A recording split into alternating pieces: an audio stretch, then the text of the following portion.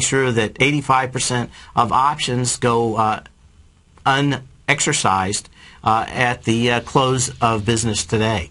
That's, historically that's what it is. Sometimes it will be a lot of puts, sometimes it will be a lot of calls, but that number pretty much, 85% of the time, or 85% of expiration dates, 85% of options will go unexercised. And that's no different than anything else. Options were set up to be insurance.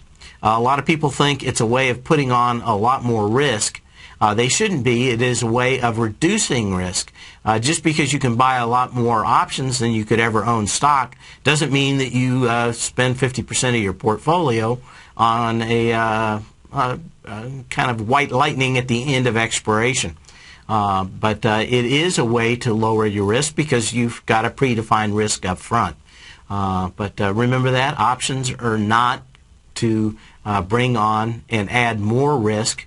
They are to reduce risk. So if you were thinking of shorting a $400 stock like CMG yesterday, you'd probably really look at whether or not you could buy options at a decent enough price, which you couldn't have, I don't think, because I looked at those CMG options, to see whether or not you could have a decent chance of actually ever making any money.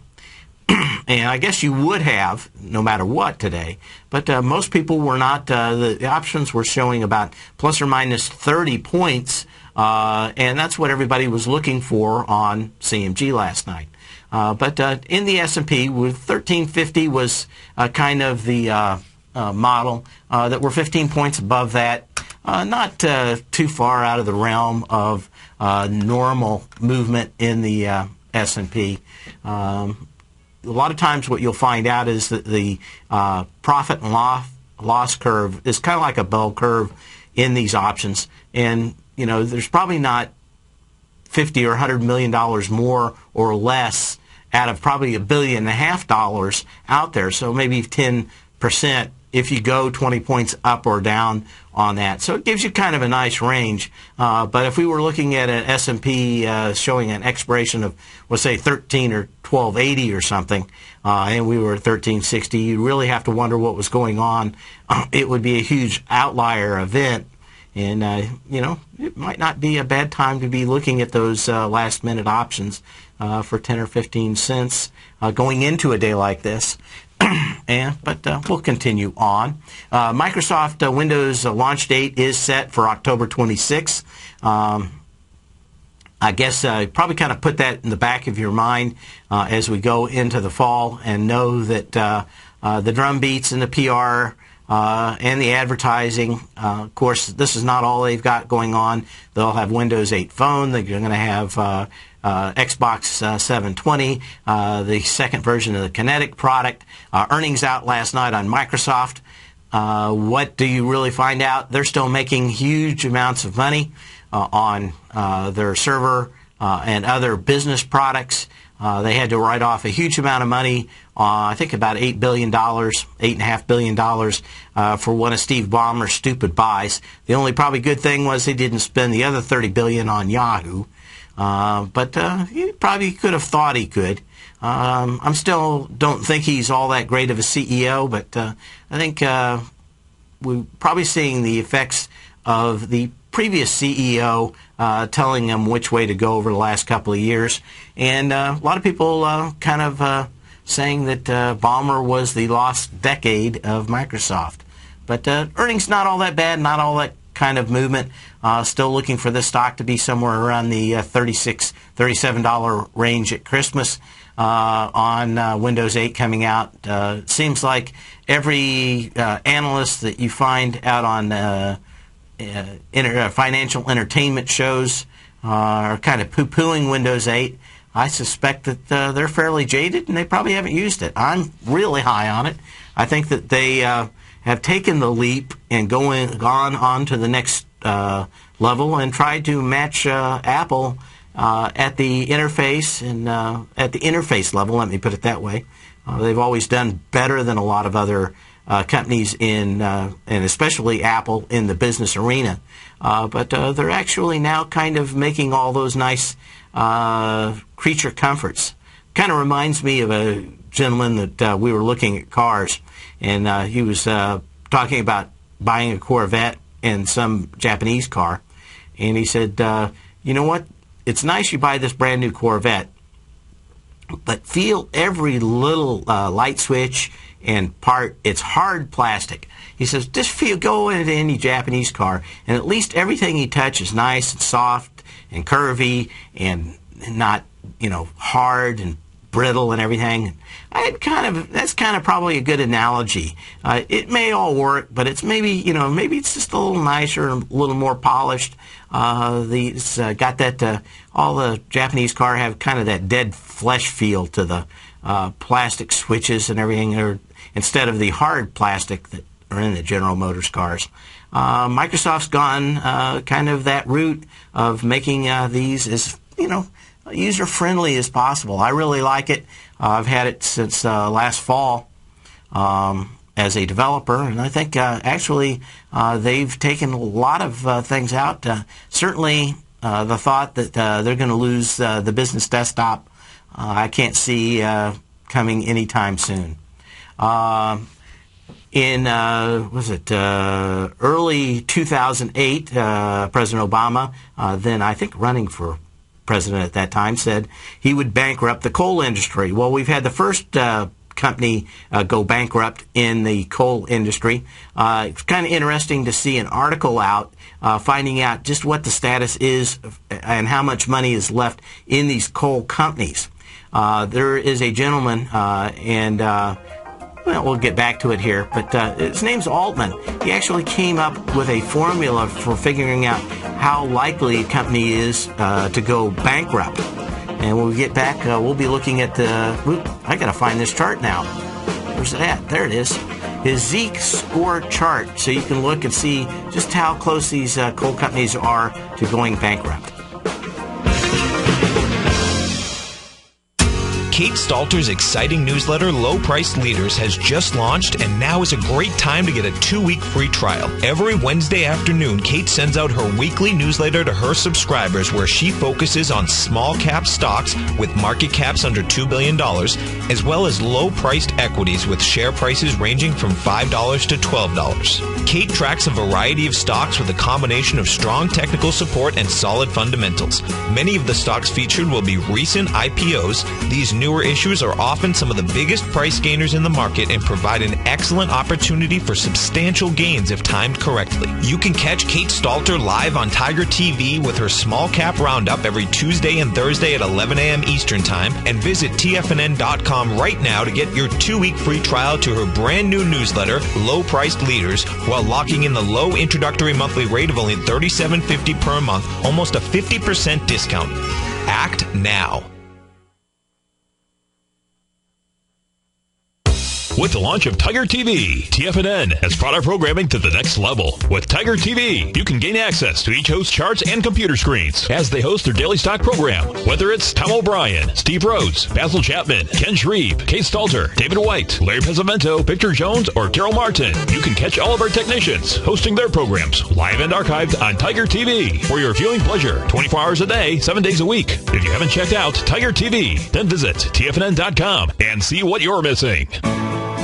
You take a hands-on approach to managing your investment strategy. You're always looking for the next trading opportunity to magnify your perspective. Direction Shares connects sophisticated traders with a powerful array of ETFs from a wide range of asset classes. The markets may go up and down, and you want tools for both sides of the trade. Discover how we can help at DirectionShares.com today. An investor should consider the investment objectives, risks, charges, and expenses of the Direction Shares carefully before investing. The prospectus and summary prospectus contain this and other information about Direction Shares. To obtain a prospectus or summary prospectus, please contact Direction Shares at 800-851-0511. The prospectus or summary prospectus should be read carefully before investing. An investment in the funds is subject to risk, including the possible loss of principal. The funds are designed to be utilized only by sophisticated investors such as traders and active investors employing dynamic strategies. Investors in the fund should understand the consequences of seeking daily investment results, understand the risk of shorting, and intend to actively monitor and manage their investments. Distributor Foreside Fund Services, LLC.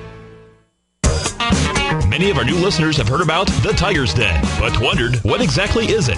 The Tiger's Den is a lively community where professional traders and investors can meet, exchange ideas and information in a comfortable, moderated atmosphere. Hear all of your favorite TFNN shows, plus see all the charts as they happen live during those shows, and have access to archives of those charts. You can test drive the Tiger's Den absolutely free for 30 days. It will greatly enrich your knowledge of these markets. Details on the Tiger's Den are on the front page of TFNN.com.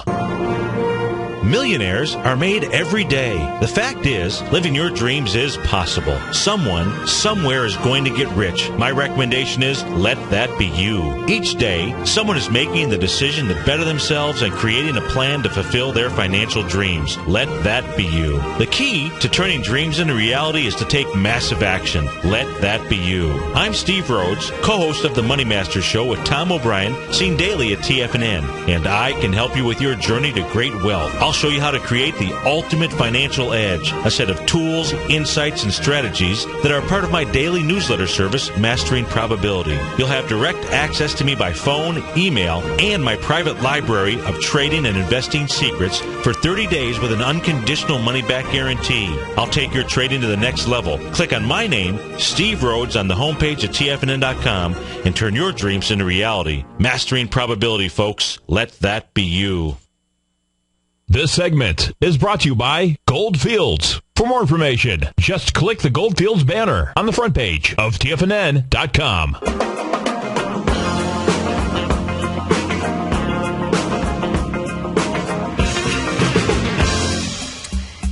We've seen a dedicated policy decision in the United States to pretty much try to get rid of coal. Of course, that's led to the first bankruptcy protection filings for a coal company, a week ago, 10 days ago. But it's kind of interesting to see whether or not what the status of the coal industry is. A gentleman came up with a thing, it's called Altman's Z. You can always Google it and check it out, or you can email me at path@tfnn.com if you want a link to the article. But kind of interesting that there is a fairly decent formula for figuring out how troubled a company actually is with the amount of money they have and the changes in the income to find out whether they're going to go bankrupt. This gentleman, actually, I think he's about 80 years old. He's got 50 years of going and finding and working with companies that went bankrupt. Came up with a fairly decent formula. Just thought it was kind of interesting and pass it along that the worst companies, the companies most likely to fail in the coal company area right now is Arch Coal, ACI, Alpha Natural Resources, ANR, Consol Energy, CNX, Walter Energy, WLT, and Peabody Energy, BTU. Basically, any of these companies, he gives a numeric Z score. Anything below a 1 gives an indication that they're within a year and a half of bankruptcy. And ACI is kind of the first one in there. Some of the ones that are just above that are the ones I just quoted. BTU, probably, it's above 2. But a lot of these, if they continue having the same issues, maybe enough of them will go bankrupt to let the rest of them flourish a little bit. But they've had 2 problems. One, they can't sell the coal in the United States. 2, the government has really worked it so they can export it to the, I guess, the benefit of the Indonesians, who are now able to basically dig their coal and send it to China. So who knows what kind of political deals were going on in the back rooms and why. But the coal industry looks like it's in for tough times.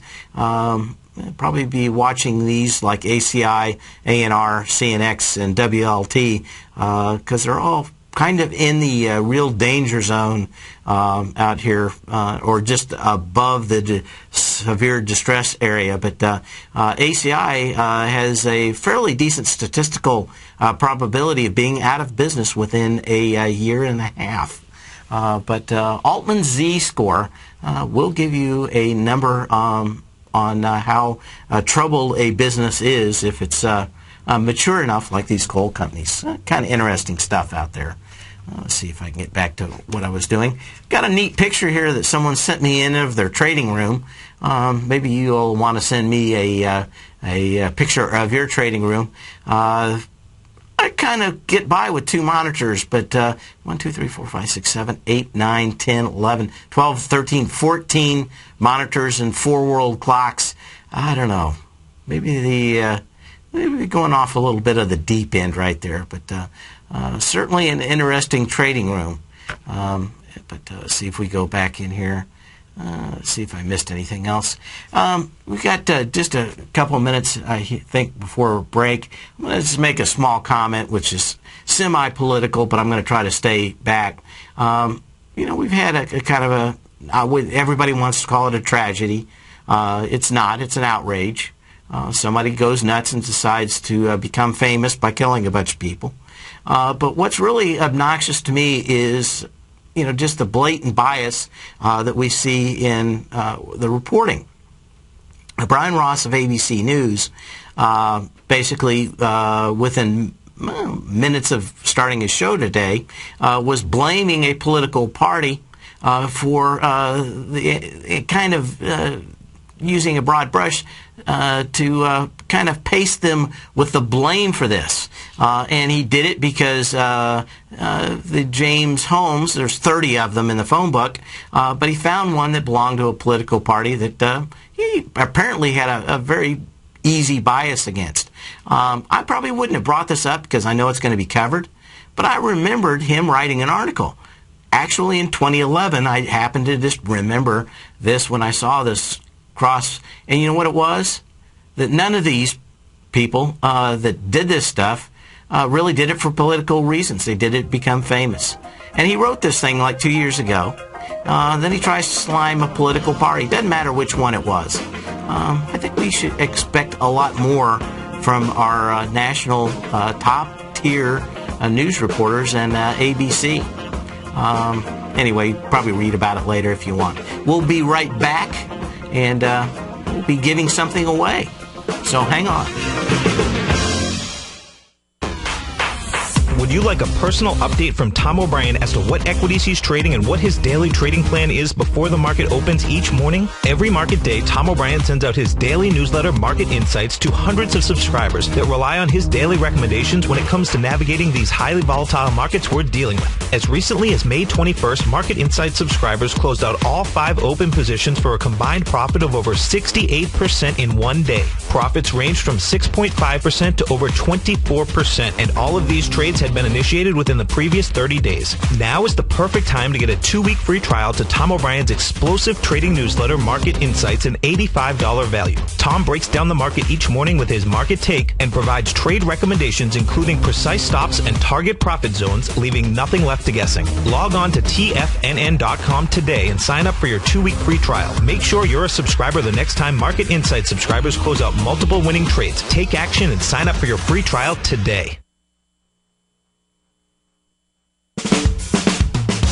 If you're an investor looking for a great weekly investment newsletter, then now is the perfect time to try out Ken Shreve's Ultimate Growth Stocks. Every Tuesday, Ken breaks down multiple sectors in his weekly newsletter, Ultimate Growth Stocks, with a full in-depth report including specific trading recommendations within his model portfolio, charts, sector analysis, upcoming economic data, along with intra-week trading updates on newsletter positions whenever the market dictates. Right now, you can receive a full month, that's 30 days, to evaluate Ken's newsletter free of charge to see if it fits your trading plan. At less than $75 per month, Ken provides you with his expert trading advice that can pay for itself in no time. Take advantage of this great offer by signing up for a 30-day free trial to Ken Shreve's Ultimate Growth Stocks today. Don't let this offer pass you by. Visit the front page of TFNN.com and sign up now. What type of investor are you? Conservative, moderate, or aggressive? No matter your investor personality, your overall portfolio should reflect your financial goals, time horizon, and your risk tolerance. Help ensure your portfolio is appropriately invested with an asset allocation plan from Morgan Stanley Smith Barney. Simply picking the right stocks is not enough. Research has shown that choosing the right proportion of stocks, bonds, and cash is essential to the success of your long-term investments. Morgan Stanley Smith Barney believes that a carefully selected portfolio can lower volatility and increase investment return potential. Find out about what asset allocation and the Morgan Stanley Smith Barney financial advisor can do for you. Call Angela O'Brien, First Vice President and Certified Financial Planner of the Clearwater, Florida branch at 727-441-6108 today to discuss your personal financial needs. Asset allocation does not assure a profit or protect against loss in declining financial markets. Investments and services are offered through Morgan Stanley Smith Barney, LLC. Member SIPC. Has the current market volatility continued to stop you out of trades when the market spikes against you? Now is the perfect time to open up an account with Nadex. Nadex, the North American Derivatives Exchange, is a brand new, completely regulated Chicago-based exchange, and unlike most other exchanges, Nadex allows you to trade directly through them with direct market access when using their completely free trading platform, which also features real-time charts and full customization capability. One of the advantages of trading with Nadex in volatile markets is that your risk is always capped and you have the ability of keeping your trades open even when the market spikes against you. Nadex is completely brand new with a line of unique trading products that are unavailable anywhere else. See how it works at nadex.com. That's NADEX.com. Or click on the Nadex banner on the front page of TFNN.com. Futures and options trading involves risk and may not be appropriate for all investors. This segment is brought to you by Crocodile Gold. For more information, just click the Crocodile Gold banner on the front page of TFNN.com.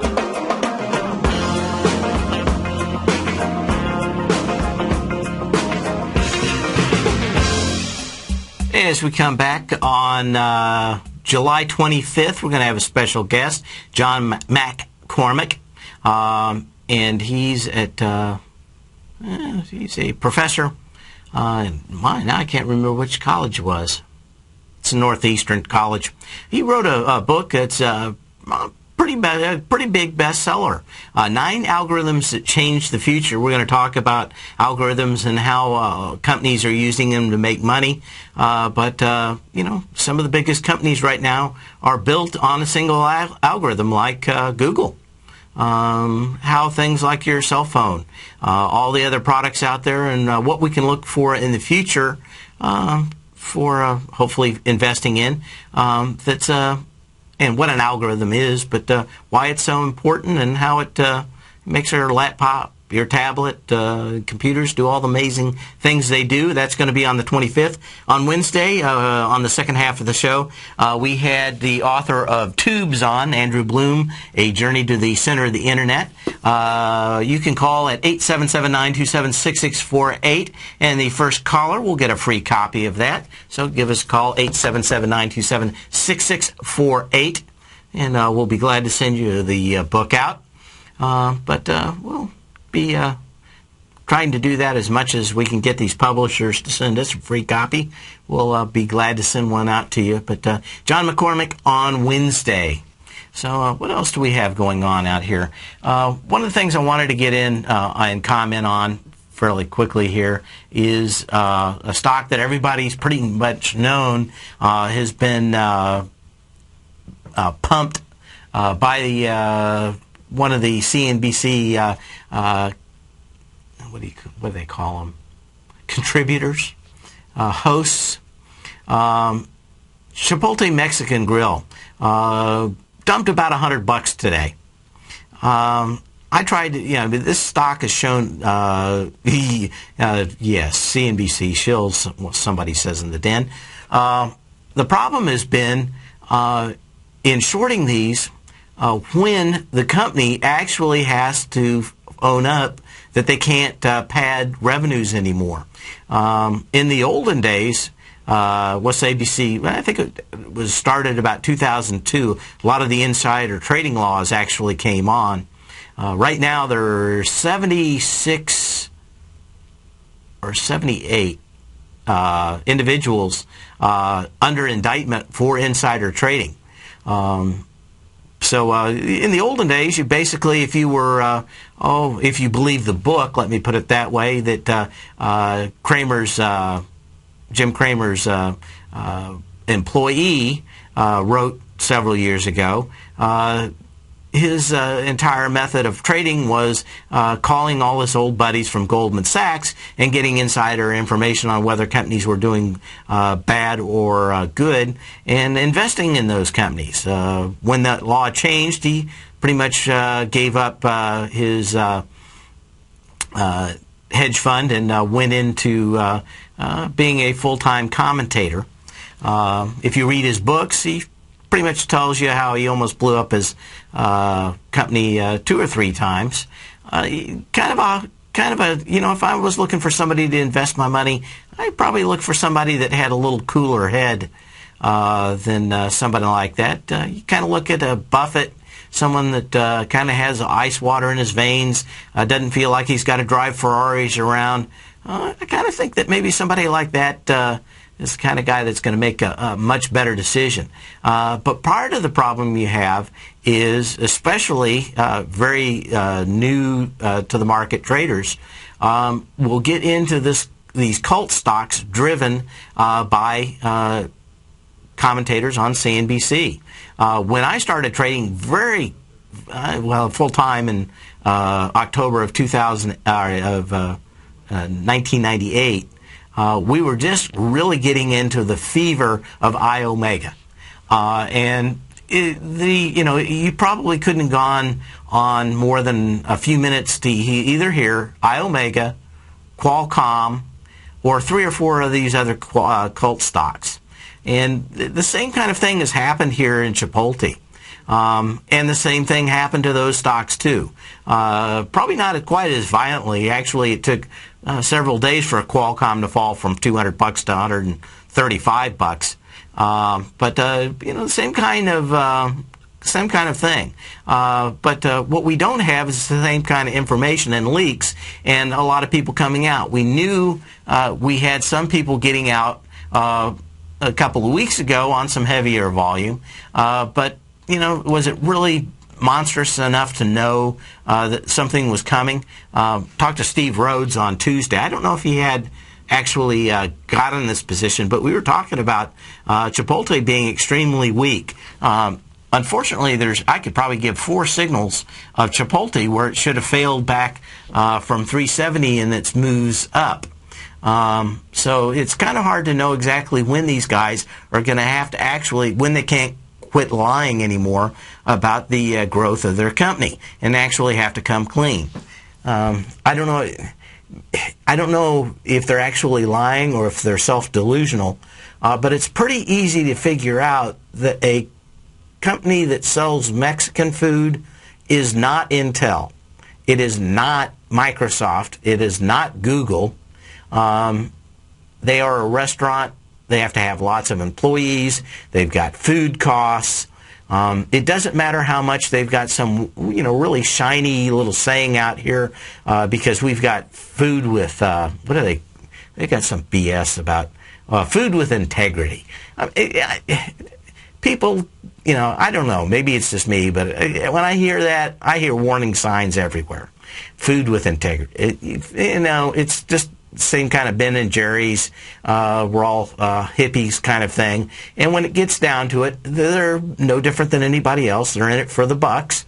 And, these guys built, a fairly, is it still in the, a decent price point?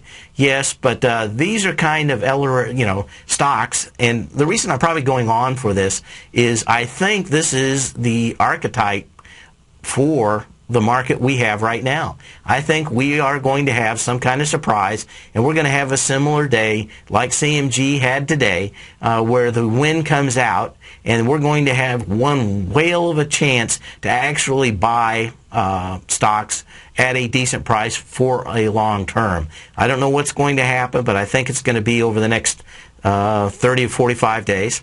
Right now, there's a lot of hopium that we've got the FOMC that's going to drop helicopters of money on the marketplace. Unfortunately, they pretty much stay out of doing any kind of mass changes in fiscal policy 6 months before an election. Things would have to get critical. So I think the problem is that they're not good. They are getting weaker, at least the fundamental and leading indicators in the marketplace, but not so much that he's going to do something on this next FOMC meeting, which is what, the 28th or 9th of this month? Let me see what the calendar is. Yeah, so what are we talking about? I think it's 30 and 31st. Yeah, it's the 31st of the month, so it's going to be a Tuesday and the 1st, 2 day or 1 day. So 31st. So we've got to, maybe they're going to try to keep this hopium going into that. But my guess is that without some horrific bounce in the unemployment numbers, like I'd say 8.5 from the 8.2 right now, maybe we get that. But as far as I can tell, it's getting marginally weaker and not strategically, hugely pie in the face, people screaming and jumping out windows bad. And as long as it doesn't do something critical, I think that Bernanke's going to stay out of this through the election. If something critical happens, maybe he gets in. But I think that that's only going to reinforce that things are not doing well. So I suspect we're going to have some critical day when the bell will toll, and it will toll for thee, just like Chipotle. I almost made that rhyme. Anyway, there are more stocks out there. There's the reason I kind of picked this one is just because I know that when these cult stocks come on, and they're pushed by commentators on television that have a huge following, this is generally the exact thing that happens every single time. To me, we've got Google. It's not harped on and beat on like everybody else. And again, it's been in a long trading range here for a number of years. But when we look at stocks that tend to be the go-go stocks, like Intuitive Surgical or Google, we continue to see that. The other thing that really bothers me about earnings this week is when we look at companies like IBM. IBM after hours.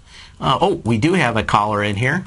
Well, I don't think we have a caller yet. It's okay as we go here. But anyway, looking at IBM's earnings this week, when they came out, they were initially fairly weak until instantly they came back and said, we're going to buy another $10 billion worth of our stock.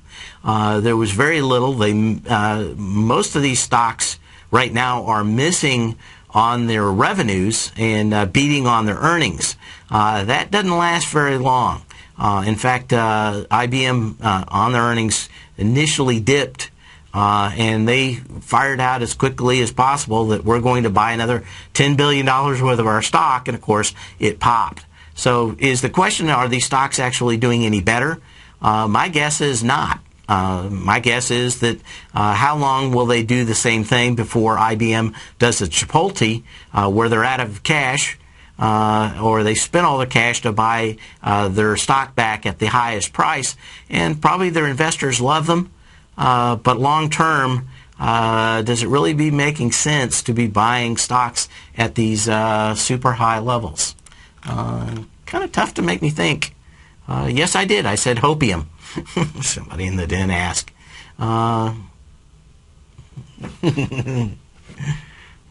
Re-education swimmer. But to tell you the truth, I'd love to be positive. I think we're probably going to get a turnaround in the market. There's probably something big that's going to happen. Maybe the FOMC can then come along. But to me, everything smells not too, like I said, I started trading pretty much into September, 1st of October in '98.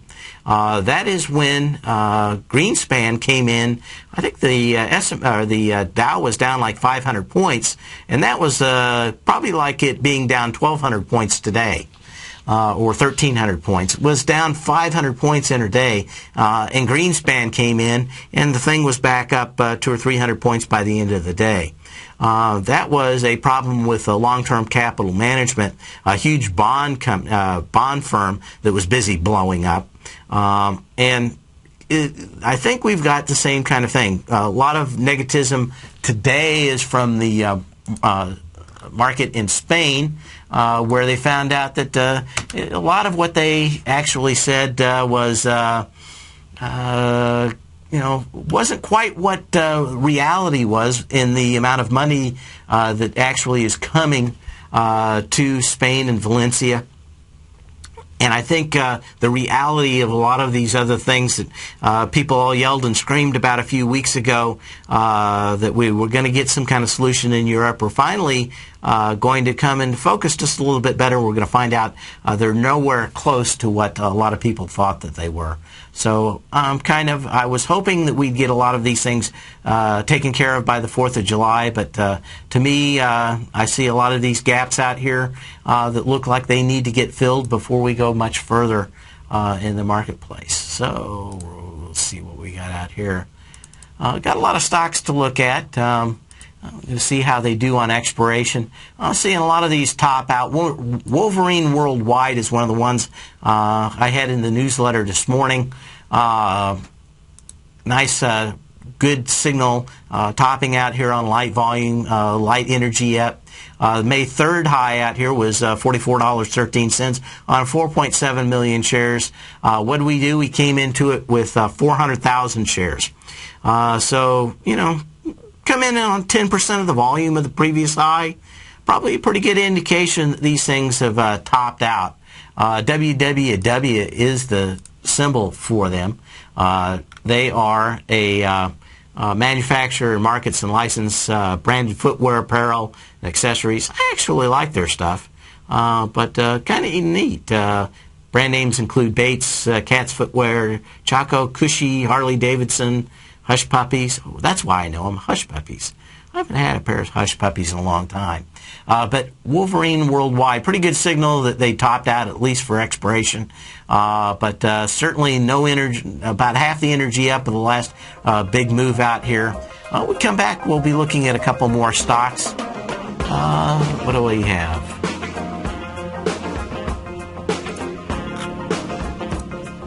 Willis Group. Another one kind of bucking resistance. We'll be back in just a minute.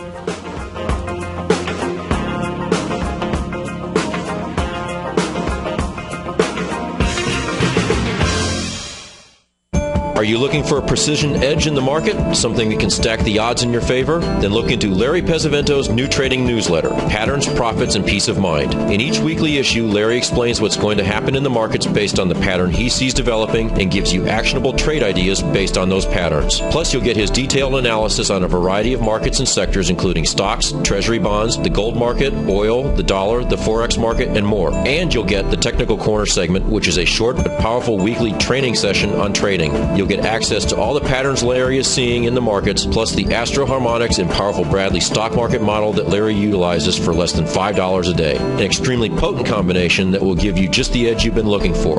Try Patterns, Profits, and Peace of Mind absolutely free for 2 weeks. Go to TFNN.com and click on the free trial link at the top of the page. That's an $85 value, yours free when you register right now.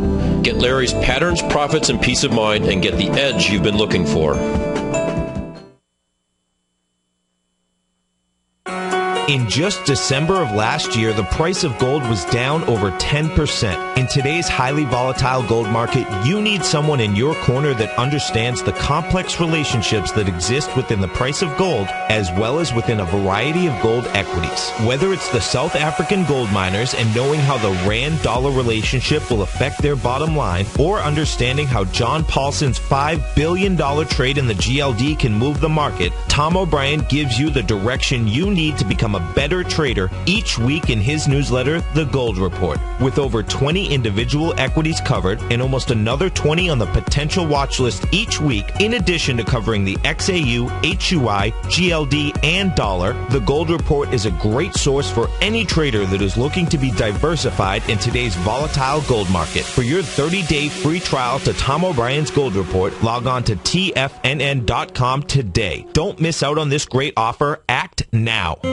David White's newsletter, The Technology Insider, is focused like a laser on finding the next big things in technology. If you had invested only $10,000 in Microsoft in 1986, you'd have been a millionaire by 2000. Disruptive technology like Microsoft's is the key to these massive long-term profits, and the Tech Insider is the vehicle from TFNN to capitalize on these opportunities. This is the go-to newsletter that identifies, monitors, and profits on mostly little-known cutting-edge companies with great long-term prospects. David's experience is as an inventor of Emmy-winning animation products for TV and Hollywood that propelled a company public. Match that with 14 years as a full-time trader, and he's uniquely qualified to guide you through the light-speed world of ever-evolving high-tech. If you're ready to ride the next big technology bull market for less than $40 per month, log on to TFNN.com and get your 2-week free trial to the Technology Insider. Get in on the ground floor of the next big thing today. Time is the great equalizer of all mankind. Time doesn't care about winners or losers, who succeeds or fails. Time only cares that you played the game. Question: are you playing the money game? Is your money working as hard for you as you are for it? I'm Steve Rhodes, author of Mastering Probability, a daily trading and investment newsletter service, and we're celebrating our 1-year anniversary. In year 1, we generated a 30% profit. Plus, I provided 26 hours of live coaching to my clients. My daily newsletter service is available by 8 a.m. each day and covers the stock, futures, currency, and commodity markets, along with all the current patterns that you can trade. Each newsletter is packed with education, and it's yours for as little as $3 per day. And for the next 30 days, you can try it risk-free. Click on my name, Steve Rhodes, on the homepage of TFNN.com and begin your journey to great wealth today. If you're waiting for a better tomorrow, remember this: today's tomorrow will soon be yesterday, and your clock is ticking. Mastering Probability. Now is your time. This segment is brought to you by TFNN. Test drive all the newsletters for free at TFNN.com.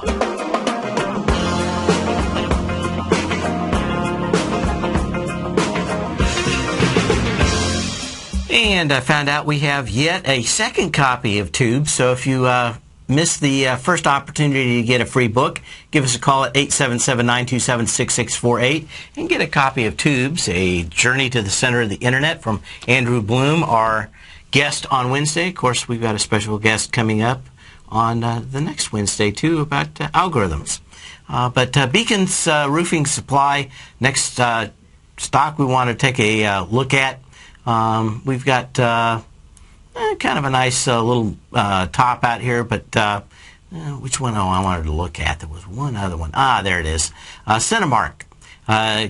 CNK, Cinemark Holdings Incorporated. Another one of these very, very light tests of the top that we saw yesterday in the marketplace. May 10th high, $24.45, 2.4 million shares. We got into that with 1 million shares yesterday. Did close below that previous high, which is a fairly decent sell signal. Not a huge mover out here, but a pretty good indication that this one in the trading range was out of it. We had a few others. ProShares Ultra 500 yesterday. Another one. I actually put this in my newsletter. Very good indication of 3 drives to a top. And we've got the pullback and then 1, 2, 3. You can look this pattern up and Google it. But basically, you could almost call this one a 4 drives to the top. What I'm looking at this is the absolute low was lower. So you have 1, 2, 3. 3 drives to a top is a pattern where the wheels fall off of the market or a stock after 3 drives to the top, with each one basically having generally a lighter volume high out here. We had a little bit more volume than you would like to see in the Pro shares, but you can see that same thing in the rest of the S&P. Let me see if I can go back here and get the S&P 500 up. Same kind of thing. You're slammed down, you get your low in, you have 1 drive to the top. The first one was 3.8 billion shares on June 19th in the S&P 500. You get the second one in July 3rd. You get the third one with higher volume over the last day, but then a reversal in the market itself. See, is that we not? Today's the 20th, so we need to actually chart options. So let me try another one here. See why I don't have. There we go. And even with the volume being kind of strong-ish yesterday, I think a lot of that had to do with options expiration. But what you don't want to do is see this close below the first high, which is normally the end of the 3 drives to the top pattern. As we continue to, let me see what we have here for the current marketplace and volume. But what you don't like to see is a close below that first high of the marketplace, which is the confirmation of the end of the 3 drives to a top. That normally takes you right back down to the beginning of that original pattern. So the target for this one would take you back to 1266, that low back on June 4th, or at least the last high volume candle, which would probably be back in what I'm thinking is at around 1295 or 1290. Let me see what we have here for volume today. 2.5 billion shares, not a whole lot, not uncharacteristic of expiration these days. 1263, we're going to get awful close to that. What is that? 1263, boy, we're right at it. A weak close here in the next hour below that 1260, 346 would confirm a 3 drives to the top pattern. Anyway, we will see you Monday. Have a great and safe weekend. Catch me in the second hour Tom O'Brien Show.